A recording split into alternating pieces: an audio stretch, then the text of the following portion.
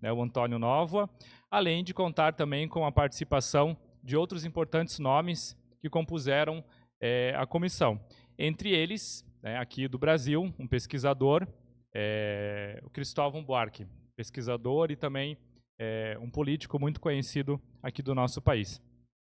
Esse documento ele evidencia que são necessárias algumas ações urgentes e que devem ser realizadas em conjunto para alterar o rumo e imaginar os nossos futuros, levando em conta direitos humanos e também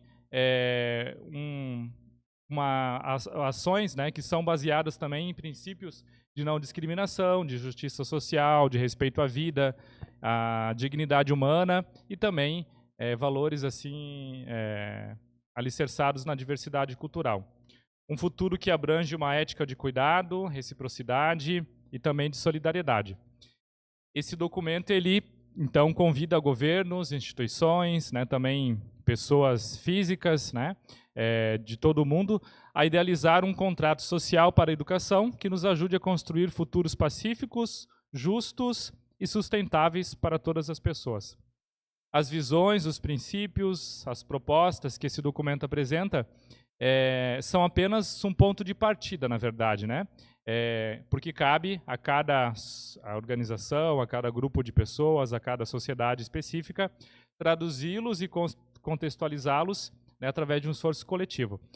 Esse documento, portanto, ele não é um manual, né, com ações assim direcionadas, nem uma espécie de plano de ação, mas ele se trata, na verdade, de uma abertura, né, de um início de um diálogo vital que toda a sociedade comprometida com a educação é chamada, então, a realizar. Como eu falei, muito mais do que uma diretriz, né, esse relatório ele é um convite para pensar e para imaginar, né? As perguntas que emergem ou que emergiram ao longo do processo de construção desse documento devem ser levadas em conta e respondidas, né, então, pelas diferentes comunidades, mundo afora, porque forjar, né, um novo contrato social para a educação é uma etapa fundamental se a gente quer falar sobre essa dimensão de imaginar, né, o nosso futuro, um futuro melhor, né, e mais igualitário de uma forma coletiva. Portanto, esse documento também, né, proposto pela Unesco, pressupõe novas perspectivas para a educação, mas, ao mesmo tempo que propõe novas perspectivas, faz isso também chamando a atenção sobre o quanto é importante retomar valores antigos, né, já alicerçados pelas sociedades, como a solidariedade e a cooperação, por exemplo. E também é importante falar assim nesse início que esse exercício de prever a educação, né, como será a educação em 2050, né, essa é a meta desse relatório, precisa considerar, em primeiro lugar, que é preciso corrigir as desigualdades e também oferecer novas possibilidades de aprendizagem para as crianças, para os adolescentes e também para os adultos. Essa expressão, reimaginar o nosso futuro juntos, que intitula esse relatório, e também que é repetida diversas vezes ao longo desse documento, ele representa, né, um convite que essa comissão de organização nos faz também para repensar esse novo contrato social. Esse documento, então, ele foi produzido assim integralmente durante o período da pandemia, né? A sua construção ela inicia antes do período da pandemia, mas todas as reflexões, todas as discussões ocorreram por volta do ano de 2020, 2021, e ele representa também assim uma espécie de continuidade de um longo caminho que a Unesco vem fazendo relacionado à educação, né? Por exemplo, em 1996 foi publicado talvez aquele que é o documento mais célebre, assim, mais importante relacionado à educação, né? A educação no contexto global, né? Patrocinado pela organização, que é conhecido, né, com esse título aqui no Brasil, Educação, um Tesouro a Descobrir, que apresentava ao mundo, então, os 4 pilares para a educação e que foi organizado pela chamada Comissão Delors, né? Mas antes disso, né, antes desse documento, a gente remonta ainda lá na década de 70, né, no ano de 1972, já havia sido publicado um outro relatório que foi traduzido aqui para o Brasil, chegou ao Brasil em 1974 com o título de Aprender a Ser, né? E depois disso também, em 1999, a Unesco solicitou que o filósofo francês Edgar Morin, né, também bastante conhecido assim no mundo da educação, né, da filosofia, solicita que ele então sistematizasse um conjunto de reflexões para repensar a educação para esse século XXI. O resultado foi não necessariamente um relatório, né, não um documento assim específico, mas um livro, né, que é conhecido também com o título de Os 7 Saberes Necessários à Educação do Futuro. Quando a gente olha para esse documento agora, então esse último, né, do qual nós estamos falando hoje aqui, Reimaginar o nossos futuros juntos, a grande novidade que ele apresenta é que ele se trata do primeiro documento educacional produzido pela Unesco a partir de uma consulta planetária de alunos, professores, né, e tantos outros cidadãos. Mais de 1 milhão de pessoas contribuíram para que esse documento fosse elaborado, né, através de rodas de conversas, de eventos digitais, de pesquisas, enfim, né, uma série de formas de participação. Eu acho só que eu estou com uma dificuldade aqui para passar o slide.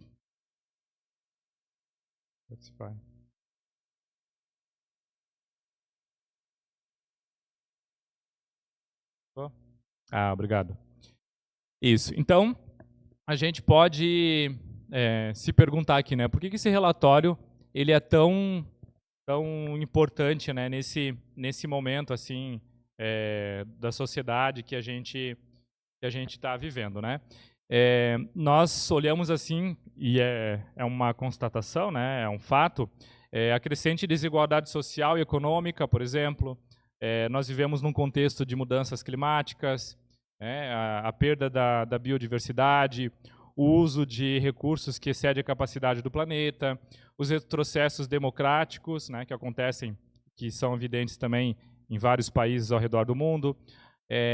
Vivemos um contexto também de automação tecnológica, né? Enfim, são marcas desse nosso momento, né? Todas essas crises, todos esses desafios, né, que são inúmeros, né?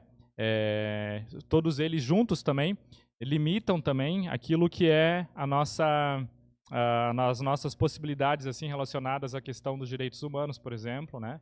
Tanto de forma individual quanto coletiva, e contribuem, sem dúvida, para prejudicar em grande parte, né, a nossa vida assim, em sociedade. Por isso que um novo contrato social para a educação ele deve ter essa perspectiva, né, de nos unir em torno de um esforço coletivo e também deve fornecer o conhecimento e a inovação que são necessários para que a gente possa pensar juntos um futuro mais sustentável e também pacífico para todos nós, né? Com base na justiça social, né, justiça econômica, justiça ambiental também. E todo esse conhecimento e aprendizado, eles são, sem dúvidas, essenciais para enfrentar, né, esse momento e também promover assim, uma renovação de que a gente precisa. Pode passar, por favor. Também é importante assim a gente reforçando essa ideia, né, da importância e do porquê nós falamos desse documento agora, né, nesse momento. A gente, quando nós falamos de futuro, a gente olha sempre também, nós partimos desse momento da realidade atual, né? E hoje falar de futuro é a gente falar também das crianças e jovens que hoje, né, se fazem presentes na sociedade, mas que são essenciais também em diferentes áreas para que esse futuro possa ser concretizado, né? E aí, quando a gente fala disso, né, de futuro, de crianças, de jovens, né, a gente se recorda, por exemplo, que alguns países já começam, né, a colocar em prática planos de descarbonização, substituindo combustíveis fósseis por fontes de energia renovável, né, o que, sem dúvida, impacta, assim, também toda a questão de consumo, né, que nós somos acostumados a realizar. Quando a gente fala também, a partir de um lado político, né, a gente, enquanto olha assim para realidades de democracias que, por vezes, podem estar também sendo ameaçadas, né, por líderes populistas, também florescem iniciativas de participação, por outro lado, né, que são destinadas a fortalecer essa luta, essa busca por uma justiça social. Esse cenário também é completado assim por uma questão de responsabilidade digital, né? A gente vive um cenário também de exclusão digital, aí relacionado às novas tecnologias e que impacta já também, né, as nossas relações, né? Todo esse ambiente, todo esse cenário é relacionado à inteligência artificial que a gente vem percebendo, né?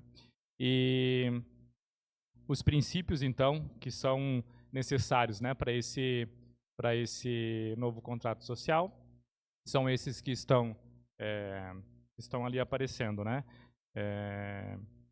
A inclusão, a equidade, a parceria, a solidariedade, responsabilidade coletiva e interconexão. Pode passar, por favor. Esse novo relatório da Unesco, então, ele pede também que haja uma reforma nos currículos e nos métodos de ensino da educação e que para isso aconteça, né, é preciso levar em conta também a dimensão da globalização, a mudança climática, tudo aquilo que nós falamos até agora, né, a questão da revolução digital, né, e como tudo isso afeta o nosso cenário social. Para isso, né, é necessário que a educação ela seja baseada em direitos humanos e respeito à diversidade cultural. É necessário que a integração da educação esteja sempre presente em todos os programas escolares e também que o ensino de ferramentas digitais remotas, né, inclua tanto o domínio técnico como, né, o senso crítico necessários para o uso adequado dessas ferramentas, né? Hoje a gente fala, por exemplo, na dimensão da alfabetização digital, né? Muito mais do que saber fazer uso das tecnologias, das ferramentas, né? É necessário que a gente saiba utilizá-las também adequadamente de uma forma pedagógica e útil, né? Digamos assim. Por favor, pode passar. E aí esse documento também ele traz algumas propostas, né? Quando a gente fala de apresentar e pensar um novo contrato social, quais são as propostas, né, para esse jeito de fazer a educação? Então, primeiro, nós temos assim presente que é necessário ter um foco pedagógico, né? O que a gente entende por isso, né? O que é manter o foco pedagógico, né? Passa pelo sentido assim de perceber que o modo como as aulas, né, são ministradas, são propostas, elaboradas pelos professores, pelos educadores, que por vezes são concentradas assim muito na dimensão de conquistas individuais, né, de reconhecimento individual, é preciso que elas passem a ter um foco então que enfatize também a dimensão da cooperação, da solidariedade, né, da colaboração. É preciso também olhar para a dimensão dos currículos, né? Quais os currículos que estão apresentados pelos diferentes sistemas de ensino, né? Que geralmente são estruturados, né, através de grades, de matérias, né? E esse movimento já vem acontecendo, né, em vários lugares, aqui no Brasil também isso já acontece. Então essa forma de currículo, né, olhando ainda assim de forma compartimentalizada, né, como se fossem gavetas assim estanques, né, devem ser alterados também por propostas que enfatizem outras dimensões e de forma integral, né, e relacionadas, como o aspecto ecológico, né, aspecto intercultural e de uma forma também interdisciplinar.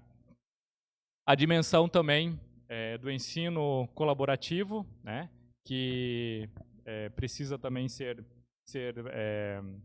mobilizado, né, precisa ser incentivado, né, para que deixe de ser, então, um ensino, né, como foi falado, focado na dimensão individual, mas, sobretudo, individualista.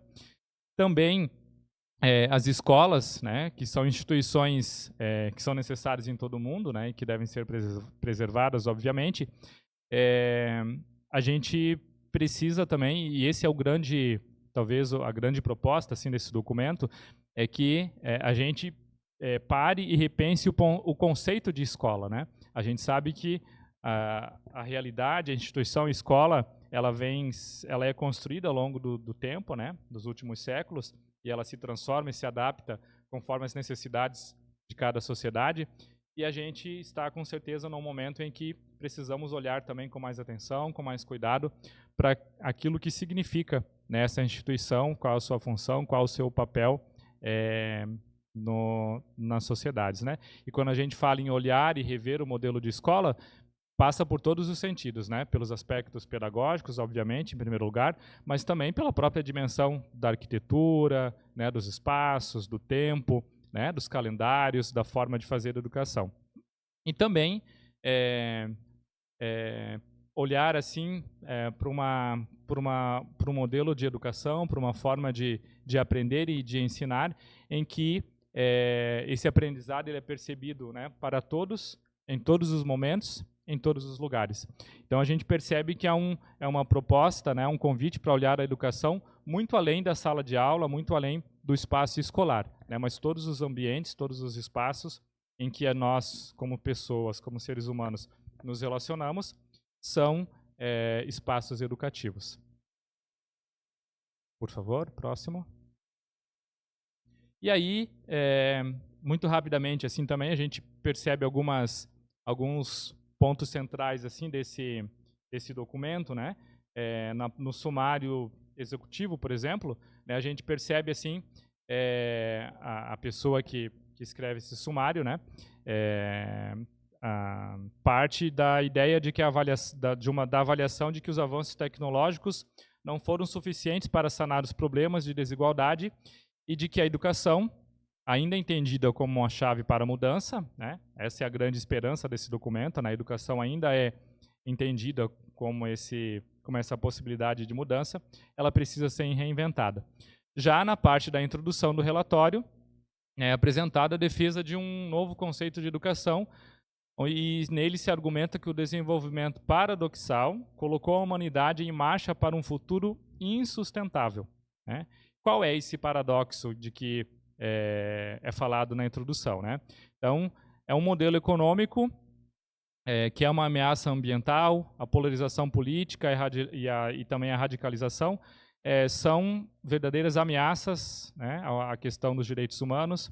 A globalização que acelerou o fluxo de migração humana, sem, contudo, criar condições adequadas para essa mobilidade, e também a dimensão da tecnologia digital, que promete uma revolução no ensino e na comunicação, mas que, ao mesmo tempo, traz também sérios problemas quanto à privacidade, à liberdade criativa das pessoas e também problemas relacionados à desinformação. Próximo, por favor. Por isso que a gente fala da necessidade de um novo contrato social para a educação. E esse contrato ele é necessário e deve ser construído sobre duas ideias principais, né, sobre duas cláusulas fundamentais, assim, digamos, né? Primeiro, a ideia de uma educação que não pode mais ser entendida como um processo específico da infância e da juventude, né? Falar de educação não é só falar sobre infância e juventude, mas é falar sobre um processo contínuo de adaptação e ampliação que ocorre ao longo de toda a vida. E também, um segundo aspecto, é o da educação, que deve ser entendida como um bem comum e público e que deve ser protegido da comercialização e da exploração predatória do mercado, né? Para realizar esse novo contrato social, então, como já foi também mencionado, né, é preciso mobilizar um diálogo público e democrático, e é justamente esse o convite, então, que é feito através desse relatório. Por favor, próximo. E aí nós temos, então, o documento que é dividido em 3 partes, né? Muito rapidamente nós vamos olhar assim cada um deles, né? Mas na primeira parte do documento, então, é apresentada uma justificativa, né? Ou as justificativas para esse novo contrato social. A segunda parte que fala sobre, que apresenta o que deve contemplar esse novo contrato. E também uma terceira parte que fala sobre as responsabilidades de cada uma das partes envolvidas nesse contrato.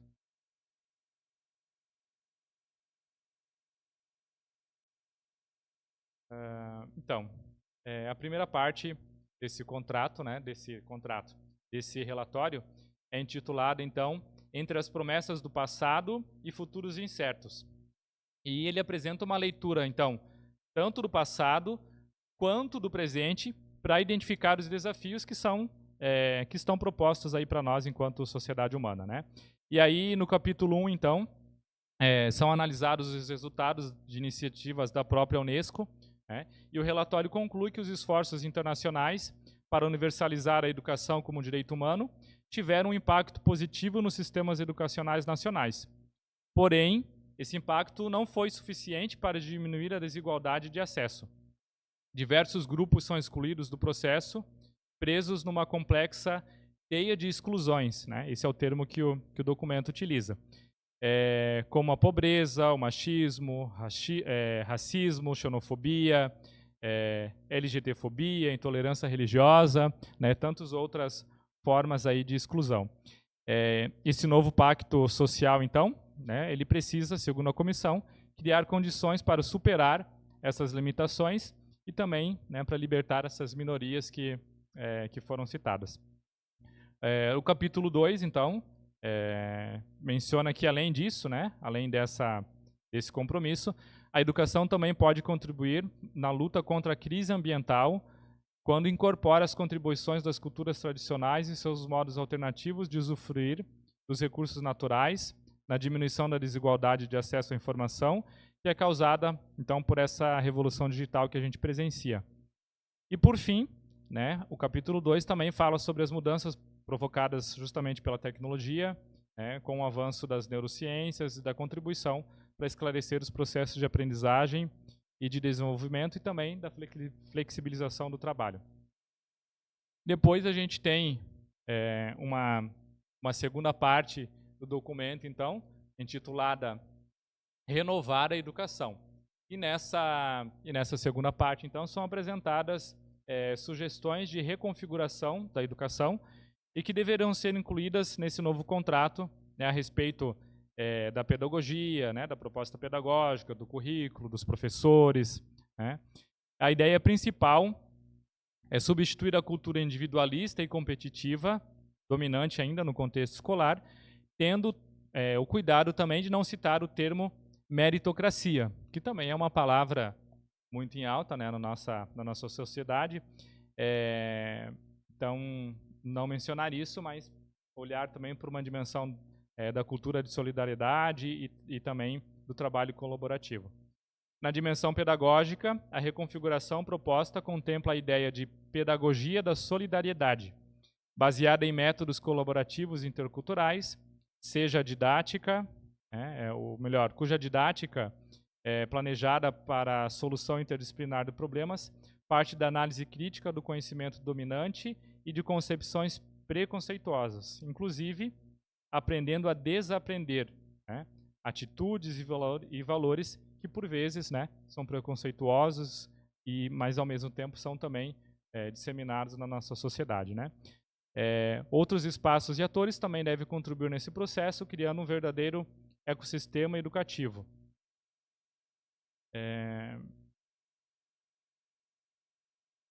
E a gente tem também uma terceira parte, então, intitulada Catalisar um novo contrato social para a educação. E aí, nessa terceira parte, né, nós vamos falar assim, sobre a construção de uma nova agenda para a educação, né, e uma agenda que conclama, então, os agentes que devem participar desse novo contrato. O papel da comunidade nesse contrato não pode ser apenas como uma parte interessada ou assistida, né, que é beneficiada por esse documento, mas é uma comunidade também que participa e que contribui, né, participando ativamente do ecossistema educacional. A educação precisa ser estruturada de dentro e por isso é fundamental que os professores tornem-se pesquisadores e produtores de conhecimento. Assim também com as comunidades tradicionais, né, cujas tradições e patrimônios devem ser compartilhados por todos como uma sabedoria ecológica integral. Por fim, é preciso também que as universidades, né, o que é o caso aqui da nossa instituição, da nossa Faculdade Dom Bosco, também estejam abertas à diversidade cultural, né, outras formas de conhecimento e também para oferecer diferentes formas de formação técnica e profissional. A educação pensada como um bem comum pressupõe corresponsabilidade global e, portanto, também uma cooperação que é global, né, que é internacional. Uma agenda comum precisa ser construída pelos políticos, né, iniciando por eles, mas também assumida por toda a sociedade, para direcionar os debates públicos, e plataformas de cooperação multilateral para o financiamento de pesquisas precisam também ser criadas. E para acompanhar o cumprimento desse pacto, novas formas de avaliação precisam ser criadas e as antigas formas de avaliação precisam ser repensadas. Tendo em vista também novas categorias que contemplem a diversidade e a solidariedade, novas metodologias para interpretar os dados e a substituição de rankings por comparação de experiências com referências que inspirem a criatividade, contextualizadas como propostas às condições específicas. E aí a gente nota também que esse documento, né, esse relatório, que fala sobre repensar o nosso futuro juntos, ele marca também uma mudança assim de posição, né, de forma de pensar assim a educação. Então a gente observa nesse relatório duas mudanças, né? Uma mudança que é um deslocamento epistemológico, né, para interpretar o direito à educação como um direito coletivo e não mais meramente individual, e também um deslocamento que é jurídico, né? Esse deslocamento jurídico se trata da responsabilidade sobre o direito à educação da administração governamental para um direito constitucional. Tais deslocamentos, né, tanto o epistemológico quanto o jurídico, afastam as propostas da Comissão das soluções reformistas neoliberais de privatização e oferta de serviços educacionais por meio de programas gerenciados pelos governos, e as aproximam de um neocontratualismo para a construção de um Estado mais justo. A gente percebe, assim, nesse ponto, né, que existe uma recuperação também de outras pautas sobre o desenvolvimento que era observado, né, pela Unesco lá nas décadas de 70 e 80 e que foram abandonadas pela organização ali pelos anos 90, justamente através, né, de uma virada, de um novo jeito da sociedade se organizar, né, a chamada virada neoliberalista. Observa-se, então, agora, né, esse retorno à pauta da discussão sobre o livre acesso à informação e também, né, se observa o retorno à crítica à lógica de ajuda humanitária, por se tratar de uma estratégia de manutenção da situação de dependência de países subdesenvolvidos. Enfim, o que a gente observa assim, nesse relatório é que ele é produto de uma conjuntura em que as populações se conscientizaram e exigem, né, estão exigindo cada vez mais os seus direitos, mas, né, a gente tem ainda assim uma lógica assim administrativa, uma lógica também de capital que não reconhece esses direitos e que resiste ainda em atender às exigências das pessoas e nas mais diferentes nações, né? Por isso, um novo contrato social, de novo, né, justificando, ele precisa ser firmado a fim de proteger esses direitos coletivos e também o desenvolvimento sustentável, né? A gente havia mencionado anteriormente também a dimensão de perceber a educação também como um bem público, né?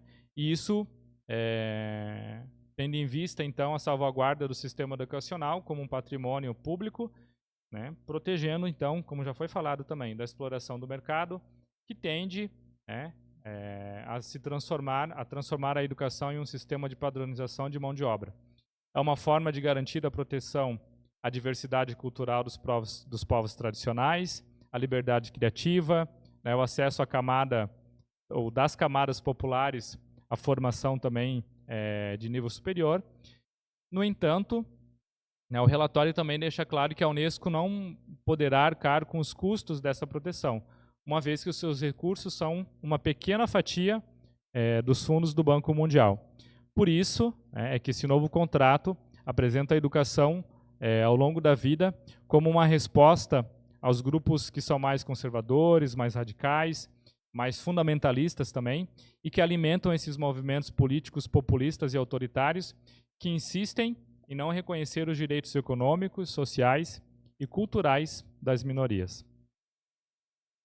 E, obviamente, né, quando a gente começa a falar de todos esses desafios, né, de tudo o que é necessário para a gente pensar esse novo contrato social,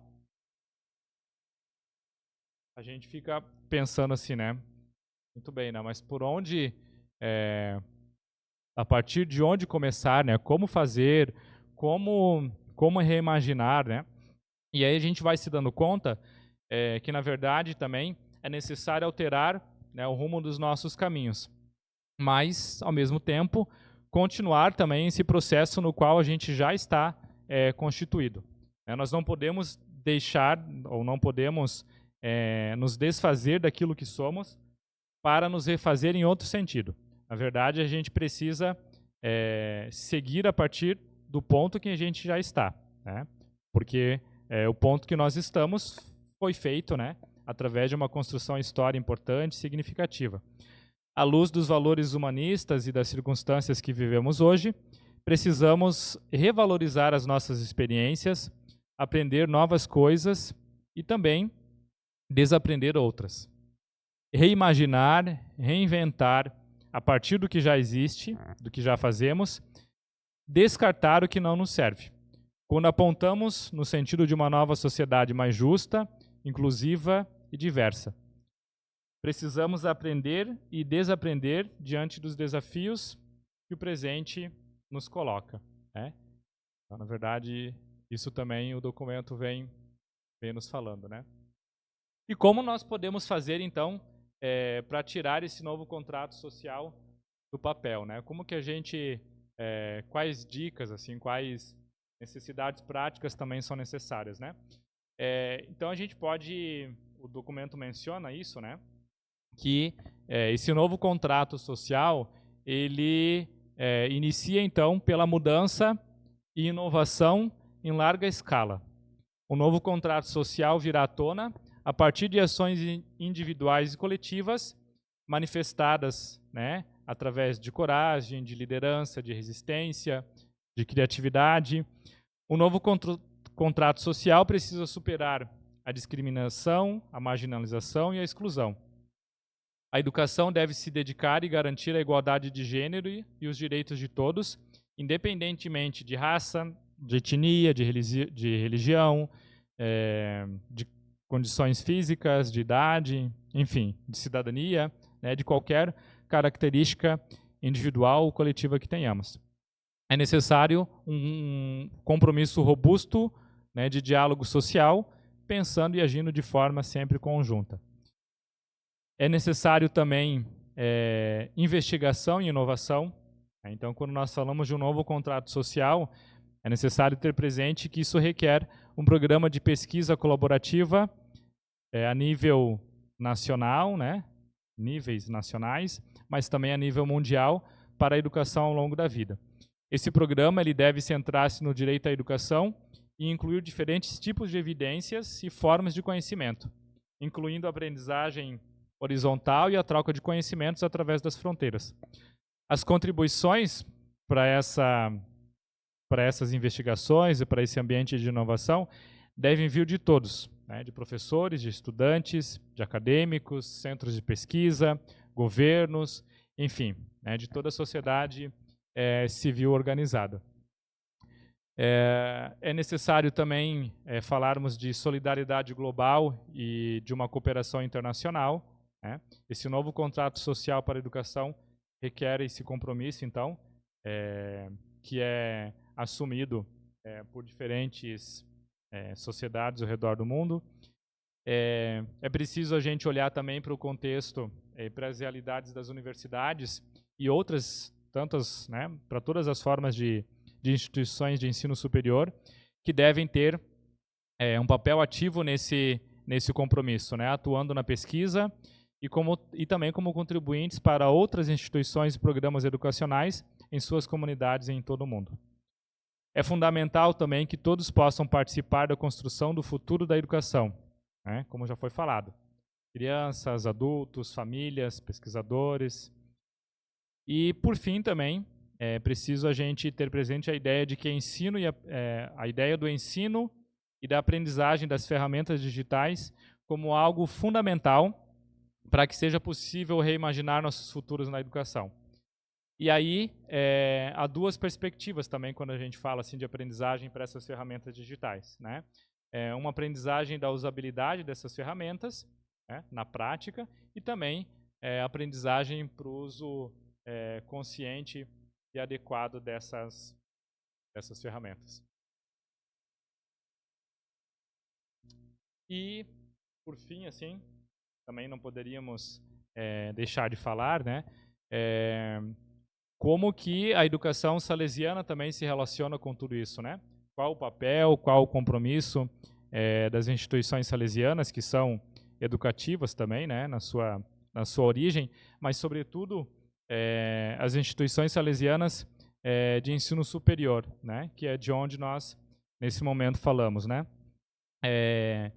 Cabe a gente lembrar aqui que, entre outros objetivos, né, as instituições salesianas de ensino superior, elas têm, ou elas contribuem para a formação integral de cidadãos através da produção e da difusão de conhecimentos e de cultura em um contexto de pluralidade, tendo como princípio a relação pessoal que constitui a base do sistema preventivo de Dom Bosco.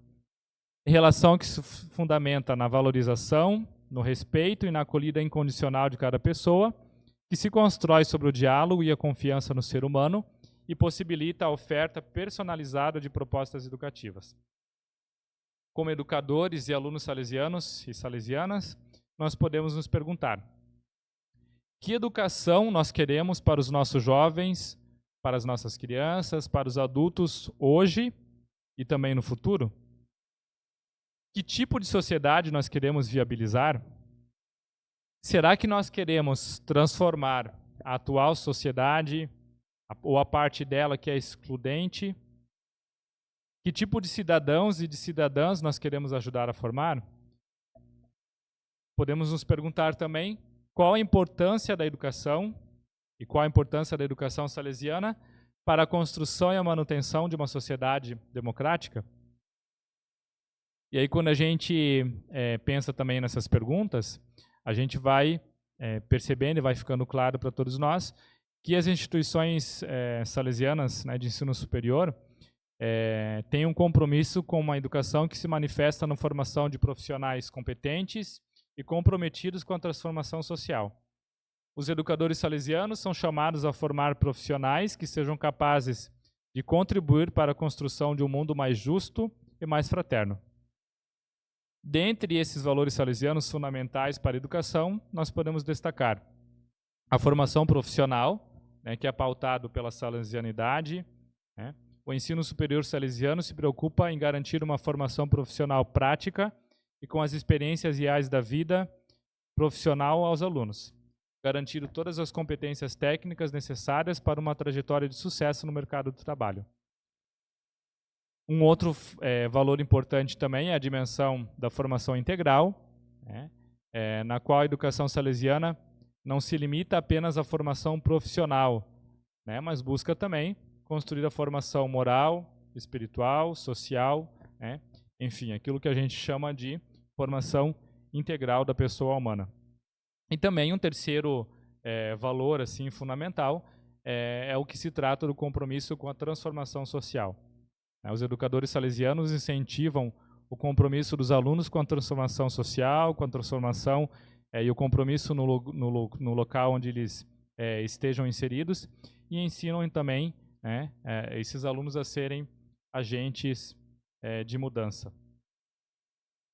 A concretização desses, né, e de outros tantos valores salesianos, né, requer estudantes protagonistas e corresponsáveis, profissionais, né, das diversas áreas, professores, toda a parte técnica também, administrativa dessas instituições, competentes em sua área de atuação, responsáveis em relação aos seus compromissos, com sensibilidade para o mundo juvenil, com capacidade de acolhida e de ser presença junto aos estudantes e identificados com o projeto institucional, identificados com a missão salesiana.